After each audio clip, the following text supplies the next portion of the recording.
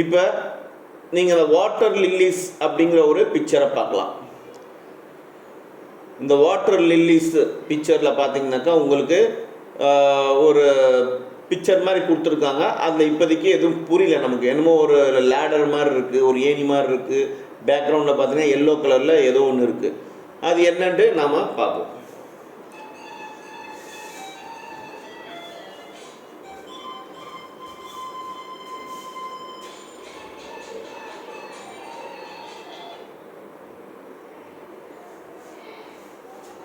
So water lilies. Water lilies title. Artist யார் அப்படின்னா cloud Monet. Medium எந்த மீடியமில் வரைஞ்சிருக்காங்கன்னா ஆயில் கலர்ஸை வச்சு வரைஞ்சிருக்காங்க. பீரியட் எப்போ இது எந்த காலகட்டத்தில் வரைஞ்சாங்கனாக்கா 1899 வரைஞ்சாங்க. என்ன ஸ்டைல்னாக்கா இம்ப்ரெஷனிசம். இந்த கலெக்ஷன் எங்கே வச்சுருக்காங்கனாக்கா லண்டனில் இருக்கிற நேஷ்னல் கேலரியில் வச்சுருக்காங்க. இதுதான் அந்த வாட்டர் லில்லி. வாட்டர் லில்லினா என்ன? ஆக்சுவலி தண்ணியில் இருக்கிற லில்லிஸ், அதுதான் வாட்டர் லில்லிஸ்ன்னு சொல்லுவாங்க. அது என்னென்னு நம்ம பார்ப்போம். Description. General description. Among the entire Impressionists, Claude Monet was the most dedicated and spontaneous artist to capture ever-changing moods of nature. He was born in Paris on 14th November 1840. Most of his life, he traveled tirelessly seeking a new setting of and effect of nature to paint. He is widely regarded for his enchanting flower landscape, river and boat, seascape and rock coast. He endlessly painted the wonderful water garden, which gave him his final great public recognition. In the series of water lilies in 1899 to 1900. The Japanese bridge across the pond acted as central features of painting.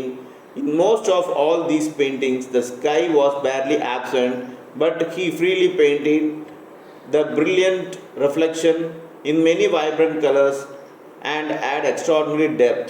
The fresh blossom lilies of various sizes and to the beauty of the painting. So இந்த cloud Monte, இந்த cloud இதை வரைஞ்சவங்க பார்த்தீங்கன்னா cloud Monet. அவர் ரொம்ப டெடிக்கேட்டடாக நேச்சரோட மூடு, அதாவது நேச்சருக்குன்னு ஒரு மூடு இருக்குது. அந்த நேச்சரோட மூடை ரொம்ப ஸ்பான்டேனியஸாக அவர் அப்சர்வ் பண்ணி வரைகிற ஆள். இவர் பார்த்திங்கனாக்கா பாரிஸில் நவம்பர் 14th 1840 பிறந்திருக்காரு. இவரோட லைஃப் ஃபுல்லாக பார்த்திங்கன்னா மோஸ்ட்டாக ட்ராவல் தான் பண்ணியிருக்காரு. சரிக்காமல் ட்ராவல் பண்ணியிருக்காரு.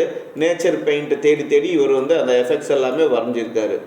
இவர் எப்போ இவர் பார்த்திங்கன்னா லேண்ட்ஸ்கேப்பு, அதாவது ஏதாவது நிலப்பரப்புனாக்கா அதை பார்த்தா வரைவார். ரிவர் வரைவார், நதிகளை வரைவார். போட்டில், அதாவது நதியில் போட் நின்றுச்சுனாக்கா அந்த மாதிரி பார்த்து வரைவார்.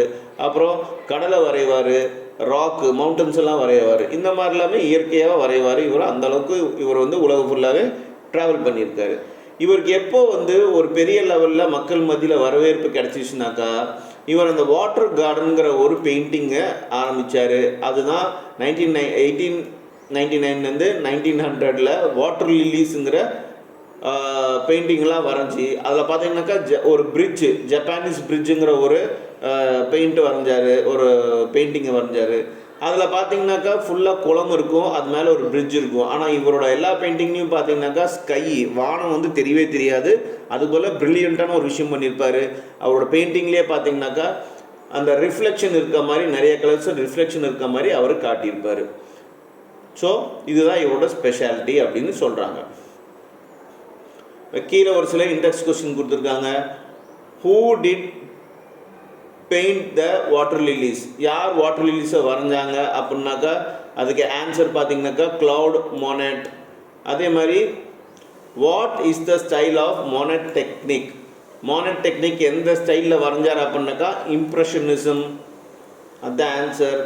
What did Monet want to capture in is painting? மோனெட் எதை அவர் பெயிண்டிங்கில் கேப்சர் பண்ணணும்னு நினச்சாரு அப்படின்னாக்கா நேச்சர், எஃபெக்ட்ஸ் ஆஃப் நேச்சரை தான் கேப்சர் பண்ணணும்னு நினச்சாரு. அதுதான் ஆன்சர். அப்புறம் what is the role of sky in his painting? அவரோட பெயிண்டிங்கில் ஸ்கையோட ரோல் என்ன அப்படின்னு கேட்குறாரு. அதுக்கு ஆன்சர் இதுதான். இன் almost all these paintings The sky was barely absent, but he freely painted the brilliant reflection in many vibrant colors to the extraordinary depth. இதுதான் அதுக்கு answer.